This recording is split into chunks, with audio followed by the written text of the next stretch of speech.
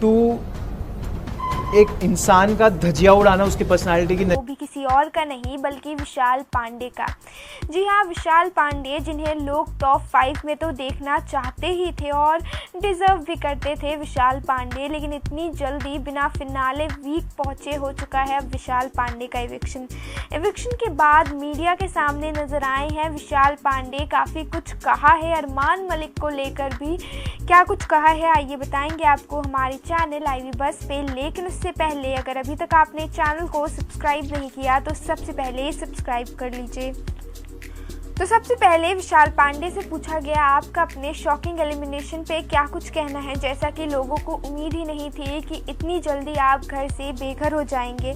जिस पे विशाल का कहना है कि जी हाँ, मेरे लिए खुद ये बात बहुत ही ज़्यादा शॉकिंग थी जिस तरीके से देर रात मेरा एलिमिनेशन हुआ, क्योंकि कहीं ना कहीं मुझे लग रहा था कि मैं फिनाले वीक तो ज़रूर ही पहुंचूंगा। अभी भी शो में ऐसे बहुत से लोग हैं जिनसे ज़्यादा कैपेबल मुझे लगता है मैं हूं, लेकिन अब क्या कर सकते हैं।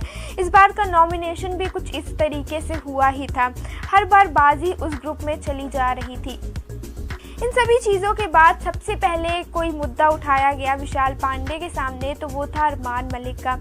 जैसा कि अरमान जी ने आप पे काफ़ी सारे इल्ज़ाम लगाए हैं। अरमान जी का कहना है कि आप तो उस शो में रहना डिज़र्व ही नहीं करते। वहीं बाहर फैंस का क्लेम है कि अरमान मलिक उस शो में अभी तक क्यों है, जिस पे विशाल कहते हैं जी हाँ, जब से मैं बाहर आया हूँ काफ़ी सारी चीज़ें मैंने भी देखी, नोटिस की। जिस तरीके के चार्जेस लग चुके हैं अरमान मलिक पे, अगर वो चार्जेस सही हैं तो मुझे खुद सोच के अब बहुत ही ज़्यादा घिन आती है कि उस इंसान के साथ हम एक छत के नीचे थे और उसे शो में इतनी ज़्यादा बढ़त दी जा रही है।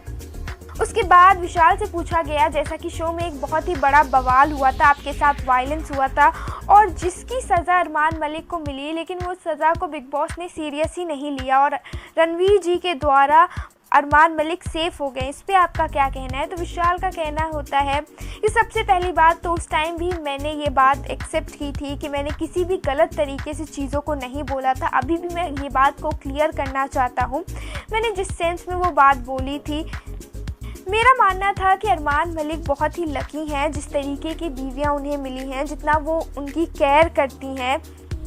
आज के टाइम पे ऐसे मिलना आसान बात नहीं होती है, इस सेंस में मैंने कहा था। और बात रही कृतिका जी की तारीफ़ की, तो उनके सामने, उनके मुंह के सामने भी मैंने उनकी बहुत तारीफ़ की है। उस बात का बेमतलब बवाल उठा जिसके बारे में मुझे लगा कि अगर इन लोगों को चीज़ें गलत तरीके से दिख रही हैं, इस चीज़ के लिए मैंने माफ़ी भी मांगी थी। और विशाल ने यह भी कहा, बाहर आके मैंने वो क्लिप भी देखी है, मेरी बदतमीज़ी मैंने सह चुकी, लेकिन अरमान ने मेरे पापा के बारे में कितना कुछ कहा है, ये चीज़ मैं नहीं सहने वाला। अगर मुझे ये सब अंदर पता होता तो ज़रूर उस थप्पड़ का बदला तो मैं ज़रूर लेकर ही आता। जिसके बाद इन सभी चीज़ों के बाद विशाल से पूछा गया, आपको क्या लगता है शो का विनर कौन बनेगा। तो इस पर विशाल कहते हैं, इस पे कोई डाउट, ऑफ कोर्स मेरा बडी, मेरा यार यानी कि लव कटारिया ही बनेगा शो का विनर।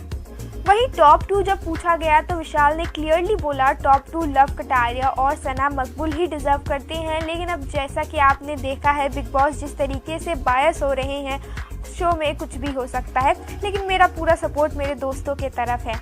जी हाँ, काफ़ी कुछ विशाल ने खुलासे किए हैं। आपका इस इंटरव्यू पे क्या कहना है हमें कमेंट्स में ज़रूर बताइए और ऐसी ही लेटेस्ट अपडेट के लिए बने रहिए हमारे साथ हमारे चैनल आईवी बस पे।